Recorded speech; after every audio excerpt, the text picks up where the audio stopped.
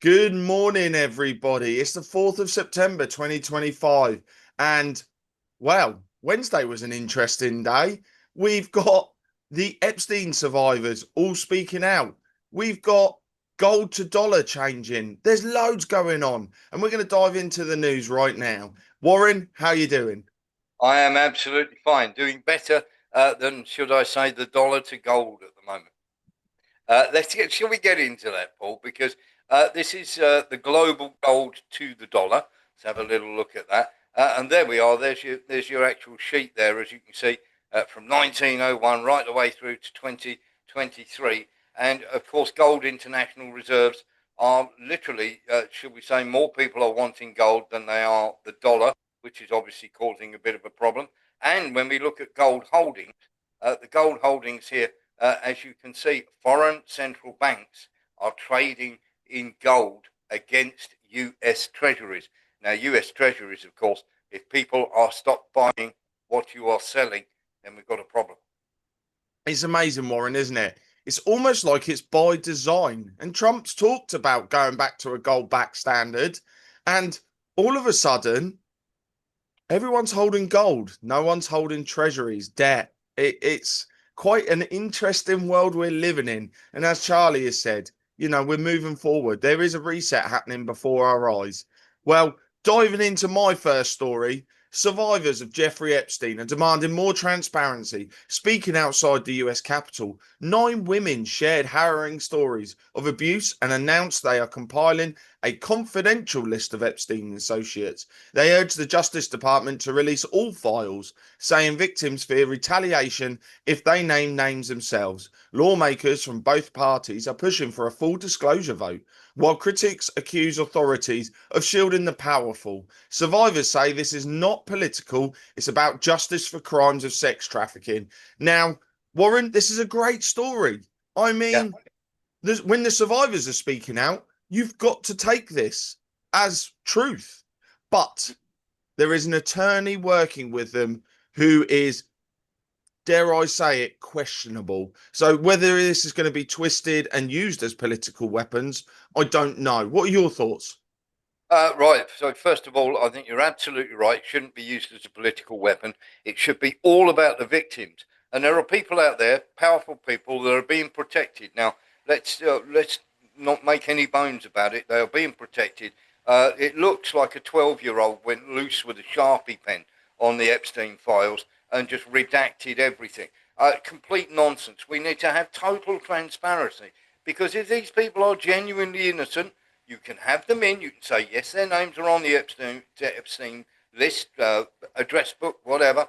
And you can bring them in on the flight logs or the address book. And we've all seen the flight logs and the address book. So there's nothing really to hide here. So what are the State Department doing? I find it absolutely crazy. Bring them in. If they are literally above board, you can say we've investigated them. We can honestly say this person leaves our office without a stain on his character. But nobody is coming forward and saying, I went, I saw nothing. So there's something to see here. Couldn't agree more, Warren. And I think it will all come out. But what I think Trump is doing is he's making the people want to know. You know, and I'm sorry, but us people, we've been sheeple for too long. We've been sitting there expecting everybody else to save us. He is now showing us that we need to save ourselves. Yes, That's it. yep. And what's your There's, next there's story, Warren? there's no white charger coming over the horizon. It's up to you. And the people are brilliant at doing so. Well, my next story is about the Andromeda. Now, this is the enduring story of 7 Ukrainians who decided to get drunk one night and go and blow up the Nord Stream pipeline. Now, as you can see, this is the Andromeda. So, first of all, you would need at least 22 feet just to put the oxygen decompression chamber on board the boat that you were using. Now, they had NATO military exercises there a week before the pipeline got blown up. There was a French spy ship literally in the vicinity, only a mile away when it did blow up. So obviously the charges were laid a week before. The nonsense that Germany and the mainstream media are coming out with about this boat, and we had an actual diver, a deep sea diver, speaking to us yesterday a gentleman called Louis Bastos, who is a subscriber to the show, and he was telling us all about how long you have to take at certain levels before you can come up. So you might do so many minutes at so many meters and everything else before you can actually surface. And the decompression chamber that they would be almost twice the size of what that boat is. And even if you went down in a diving bell, you would need an attachment to go from the diving bell to the decompression chamber, because obviously literally you're talking about two different pressures. And indeed, in the North Sea, we had somebody killed when one of those seals failed and blew them out of the airlock. Wow. So we know this is a very bad cover story, don't we, Warren? It's terrible. I mean, it's not even anybody who's believing that story that that 7 Ukrainians decided they were going to go along and blow up Nord Stream. I have a bridge to sell you. Most definitely. Well, my next story, a new poll shows French President Emmanuel Macron facing his lowest approval since taking office in 2017. 8 in 10 French voters say they do not trust him, with only 15% offering support. Prime Minister Francois Bayrou fared no better, with trust in him at just 14%, as he pushes controversial austerity measures to tackle France's growing deficit. The survey also shows opposition leader Jordan Bardella gaining momentum, as frustration with the government sparks warnings of potential unrest across the country. Well, Yeah. Warren, I think we all know that this is all being done deliberately because, as Trump has showed us, you can find where all this money is going missing. Yeah, absolutely. I mean, you've got Bayrou sounding around saying we have to tighten our belts on austerity packages, and he's still sending money to the black hole that is Ukraine, which is about, let's face it, it's a money laundering scam. It is now. Everybody knows the war is over. It's just a case of how much money do you want to launder. Um, Something else that is very, very weird indeed. And in fact, there needs to be a full and thorough investigation. I would suggest not by German authorities, but candidates for the AfD. We started out with four of them in Westphalia dropping dead all within 13 days of the local elections. Four candidates dropped dead. Then it became six, Paul Brooker. Now it has become seven. The chances of this happening went from 55,000 to 1 up to very quickly up to 25 million to 1. Now it's in the high billions to 1. The chances of seven of their candidates dropping dead with it, who are on the ballot paper within 13 days, all in the same area, is almost, as the experts are saying, or the number crunchers are saying, non-existent. And there needs to be a full inquiry. There's no doubt whatsoever in my mind that the shall we say the circumstances of this are very, very shady indeed. I mean, this is a scary thought. And is it showing us how desperate the deep state are to stay in control, that they're now panicking and taking out candidates? Or did they get a bad batch of vaccine and now it's all coming home to roost? Because a lot of them have died of heart attacks. Am I right in saying that? They have, but here's the thing. I mean, the CIA and various organisations, shall we say, have been arranging heart attacks for many, many years. Seven candidates, all within the space of a month, within 13 days of the actual election. I've another bridge to sell you. Yeah. But you know what? I think we are seeing some very, very big signs that things are not quite right in Germany right now. Yes. Well, my next story, the head of London's Metropolitan Police is calling for a review of the law after comedian Graham Linehan was arrested over online posts about trans people. Linehan, known for Father Ted and the IT crowd, was detained at Heathrow under the Public Order Act, but has not been charged. Met Commissioner Sir Mark Rowley said officers were between a rock and a hard place, policing online speech, and urged the government to clarify the law. The arrest has sparked a backlash, with politicians and free speech advocates questioning whether policing tweets is appropriate. Now, Warren, we talked about this off camera. We did. This is a comedian, and in the UK, we are known for not being politically correct with our comedians. Yes. But when you get off a plane, there's five police officers with guns waiting to meet you. What sign is that sending? It's absolutely terrible. What it is sending the signal that the trans lobby has ultimate power in the police force, especially Stonewall. You go and look how they've infiltrated the police force. And don't be fooled by Mark Rowley asking for clarification. He's had his clarification. And the idea is anybody criticising trans, lock them up or fine them or do whatever you need to do, but shut them up. And of course, when we're talking about transgender, we're not talking about transsexuals who are very passive, just want to get on with their lives and do whatever they want.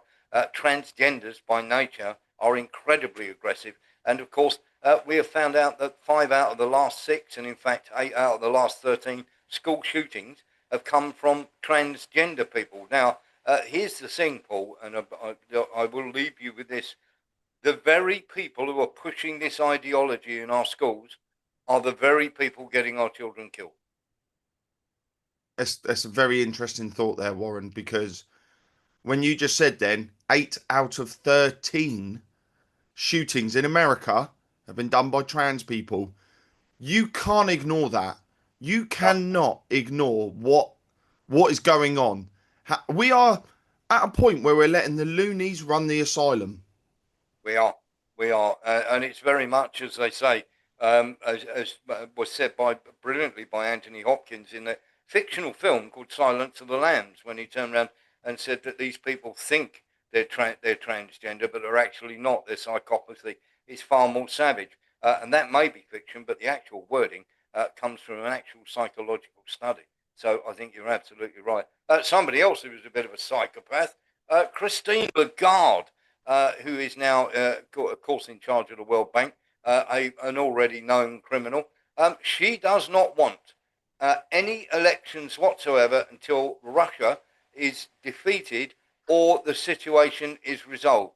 So every single person who is in charge of a Russia-phobic state, this is her words, should remain in charge until the current crisis is over.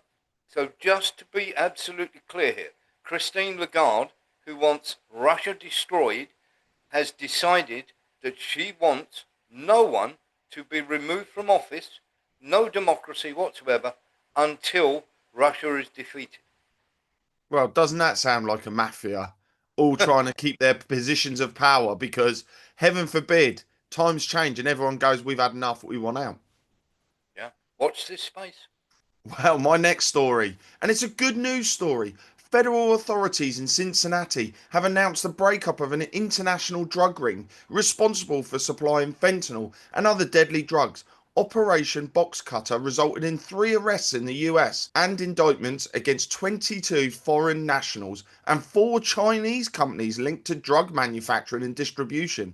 FBI Director Kash Patel called it a new strategy targeting the companies behind lethal drug precursors, which have fueled America's opioid crisis. Authorities have also seized multiple kilograms of cocaine, methamphetamine, and other substances as part of a 3 year investigation. Is it me, or is Trump's administration actually trying to clean up the US? It certainly looks that way, doesn't it? Because let's face it, the US needs, should we say, the gene pool in the US needs some clearing, needs some cleaning. We do need a little chlorine in the gene pool because the people who have been in charge of that area of things is quite shocking, and it is good to see some of these people who have done so much harm around the globe with their policies and everything else. Finally getting some of, shall we say, the justice they really deserve. Would that be a fair assessment? Oh, I think so, Warren. And we're seeing more and more now the corruption being exposed. We're seeing now people being brought to justice, which is fantastic because I'll tell you right now, the last 4 years, oh, they've been ropey. Yes, absolutely. Talking of people wanting to be brought to justice, the Australians are going quite potty. Daniel Andrews, who is a former Victoria Labor Premier, earlier was filmed shaking hands with Chinese President Xi Jinping. Now, he was invited to go along. He's very much an outspoken critic and thinks we should be getting along with Russia and China and everybody else. And he turned up and photo bombed the parade by just edging into the picture top right. and of course, getting a photograph, and the whole of Australia is having a meltdown. Um, the Australian Premier and the offices and everybody, you didn't inform us you were going. It's not up to them. When did you last inform the Prime Minister you were going to somebody else's event, Paul Brooker? That's it, isn't it? I think it's probably just egg on face that obviously the Australian Prime Minister didn't go himself. Yes, and of course, as I say, the Australians are very much against the Chinese when it comes to this, and probably will be at the end of 2027. And of course, this is a huge embarrassment for them. But the guy has done nothing wrong. At the end of the day, he's a former, shall we say, state prem who wants to be, who thinks we should get along with him. And if he gets invited, why wouldn't you go? I'm telling you now, if I got invited by Xi Jinping to go to one of these, I'd turn up, no problem at all. You would, wouldn't you? You really would. Yeah, Well, anyway, absolutely. on to my last story of the day. Former Drew delete. Former Brazilian president Jair Bolsonaro is facing the final phase of his coup plot trial. He and seven allies are accused of conspiring to overturn his 2022 election defeat to Luiz Inácio Lula da Silva, including plans to assassinate rivals and pressure the military to intervene. Prosecutors say the scheme collapsed after failing to win armed forces backing. Bolsonaro, under house arrest in Brasilia, denies the charges, calling the case a witch hunt. The Supreme Court verdict is expected by September the 12th, and if convicted, he could face more than 40 years in prison. Wow, that is quite crazy, isn't it? Of course, and people, I would say, how can I put it? If he faces that like amount of time in prison, that's going to be fairly. You're never coming out, are you? No, no. He'll die in prison. But we all know what's Brazil isn't exactly the most, shall we say, democratic country. No, no, it isn't. Once you're going inside for all day. Just to let you know, there's been a lot of chat in the Russia-Ukraine war. My final story is on Kupiansk. Now, of course, there has been showing the flag waving and everything else. It was a bit of a wind-up by the Russians, where a man just literally got very far inside Kupiansk and actually held up the Russian flag. The Ukrainians have responded as stupidly they have by sending lots of men into that area, and they've been killed. Now, the problem that they have is they sent 200 Azov to go and clear out any Russians that might be there, and they just walked into a hail of bullets. Not one of them survived, Paul. Well, Warren, this is a story we're hearing time and time again coming out of Ukraine. Ukraine is falling. There's no hope that they're going to pull this back. The numbers just aren't in their favour. Well, that was the news on the 4th of September 2025. Thanks for joining us. We look forward to seeing you all over on charlieward.com, where you can join us live on the Insiders Club. We have guests such as the wonderful Mr. Warren Thornton himself and a whole host of others. And you can interact live, asking questions, finding out what's really going on, and the stuff that's too juicy for the mainstream media. So take care, God bless, see you all soon. Bye now. Bye bye.